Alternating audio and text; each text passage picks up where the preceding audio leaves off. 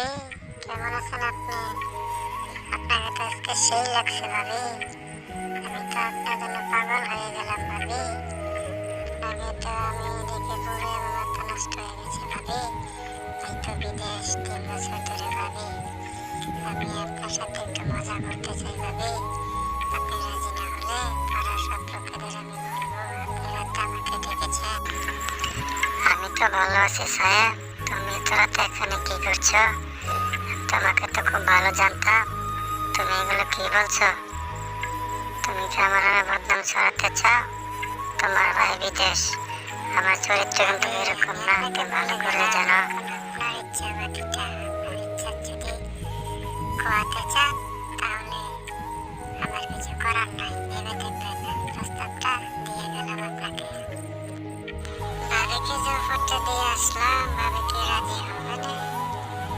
রাজি না হয়ে যাবে কবি এমন বদনাম ছড়াবো। রাজি না হলে পাড়ার মধ্যে লোকেদের হতে পারবে না। যাবো গিয়ে দেখি আরেকবার ভাবিকে বলি।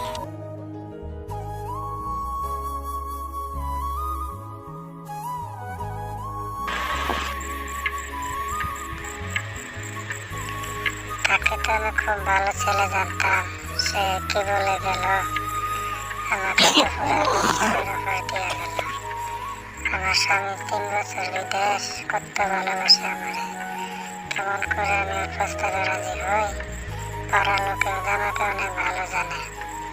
কি করবো বুঝতে পারতেছি না। সে যদি লোকের কাছে এগুলো বলে বেড়ায় তাহলে তো আমার মান সম্মান শেষ।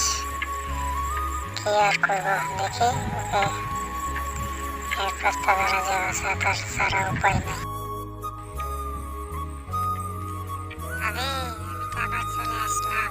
আপনাকে যে অফারটা দিলাম, কি করলেন, কি ভাবলেন? আমার অফারে রাজি না হলে কিন্তু আপনার ক্ষতি হবে, ভীষণ ক্ষতি হবে বলে দিলাম। কি করবো বলো? আমি তো অনেক ভেবে দেখলাম। তুমি আমার নামে যে বদনাম ছড়াইতে চাইতেছ, তোমার প্রস্তাবে রাজি না হয়ে তো আর উপায় নাই। চলো আসো একবারই, কিন্তু দ্বিতীয়বার আর আসবে না তুমি। আসেন ভাবে আসেন। 3 বছর ধরে আমি অপেক্ষা করতেছি। আপনার এই রূপ যৌবনটাকে আমি একবার ভোগ করতে চাই, আমার মনটাকে শান্তি করতে চাই। তাড়াতাড়ি আসেন ভাবি, আর তো দেরি হইতেছে না।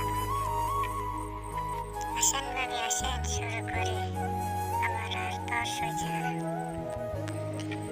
তাহলে আজকে গেলাম ভাবি, সেই মজা পাইলাম। আবার আসবো, ঠিক আছে? তোমাকে তো বলছি একবারই। আমি কি তোমার বিয়ে করা বউ নাকি? আমি আরেকজনের আমানত। তুমি কি বলো এসব?